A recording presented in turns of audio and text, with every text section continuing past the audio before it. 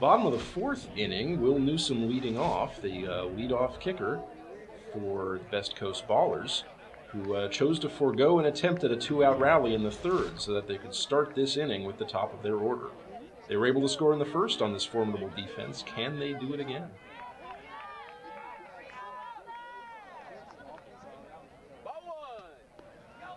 Ball one from Wilner.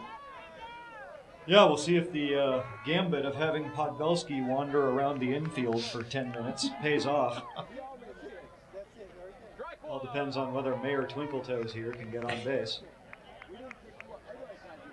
Well, to go through the trouble to get Newsom leading off, they have to figure it's close to a sure thing as they have in their repertoire.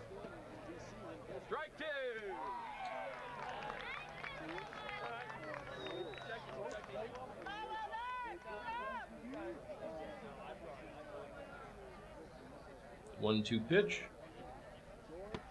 Newsom swats it down the third base line. Juhas charging. He throws. Newsom beats it by a step. Safe at first. And there's that sure thing they were looking for, because he even goes up high to get that ball. There's a chance he could have gotten a ball call the size of that last bounce, but he lifts up his leg and tags it, so to speak. Now can they capitalize on that good start and tighten the gap and score? Ball one pitcher to the other. Because he was the batter up, that guy was the third out. Lanahan with a successful sac bunt in his first at kick. No doubt he'd like to get on himself this time, down 2 runs. Lanahan bunts it right to Castillo, but he's got to work fast. And he does, bouncing it to Rivera as Newsom moves to second. Lanahan's second sack of the game. Now, it looked like Castillejo may have fielded that within the kicking box, which would make it a foul ball. That may be what they're discussing here. But it appears the ball was forward of the kicking box before it was touched by the catcher, making it fair and playable. If you look at the shaded area in this diagram, that is considered fair territory.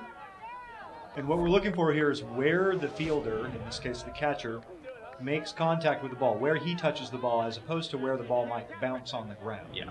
If fielding it in the kicking box is foul, fielding it forward of the kicking box is considered fair territory. A rules learning moment for all the young kickballers in the audience.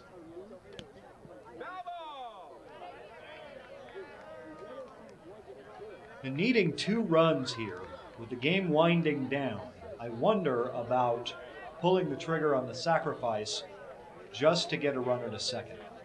Sure, you have a runner in scoring position, but it's not been automatic that you've been able to convert those. And they certainly are not testing the outfield much. Yeah, surprisingly little of that, actually, And from both teams. And with the second bounce rule in effect, it's not as though they can't lift one when they need to. I guess they figure it's a low percentage play against these experienced outfields. But Hanley in his first at kick had a single without advancing the runner, and it looks like that's just what he's going to do here. They're just going to babysit that ball. Let Hanley take first. And so far, this is a replay of how their first inning went. This is exactly their game plan. 2 on and 1 out to Chris Castillo. Nursing his hamstring, but still bravely going to take his second at kick in this crucial situation. In his first kick, Castillo hit into an MRO fielder's choice, standing for middle runner out. That's what we call it in the Kickball Scorekeepers and Statisticians Society. Look us up on Facebook. I will, thanks.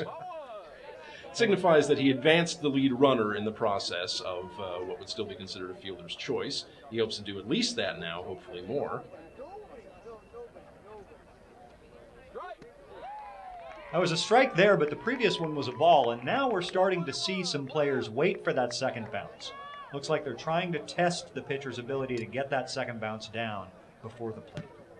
Castillo tries to punch it through the left-hand side, but Juhas comes up with it, and he takes it to third well ahead of the lead runner, Newsom. Tough break for the Ballers. No doubt Castillo would rather have grounded to the first base side and moved the runners, but he took his chances with a zero-altitude rocket to left, and instead Newsom is erased.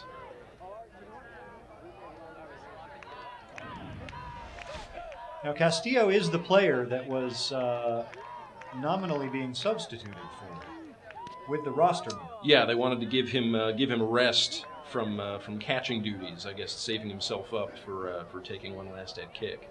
But reportedly his hamstring was the issue there, so that figure into his decision. Did he not want to try to beat a throw out? couldn't say. I don't know, but the fact that he's still kicking just increases the amount of mystery as to the roster manipulation from my end. Still a chance here for Mike Salman to do some damage, his first inning RKI being the baller's only run. Pat Hanley, the runner on second, Castillo at first, now representing the tying run. Now, if his hamstring were that injured, they could sub-run for him now at this point. Salman takes to the right for Courtney Yan. She scoops it up and pegs Chris Castillo in the back as he runs by. Heads-up play by Yan there. A confident play from a player who does not have very many years of experience. Very slow. And the others have survived the top of the BCB order. No runs on 2 hits and a sack, 2 runners left on base.